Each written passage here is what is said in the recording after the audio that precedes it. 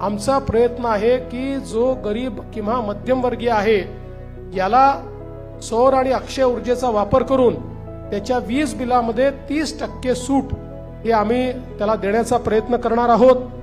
माननीय देवेंद्रजी फडणवीस आणि महायुतीचे चमूंनी ज्या प्रकारे हे एफर्ट्स टाकले आहेत त्याप्रमाणे विजेचे दर पुढच्या 5 वर्षामध्ये आपल्याला कमी झालेले दिसतील।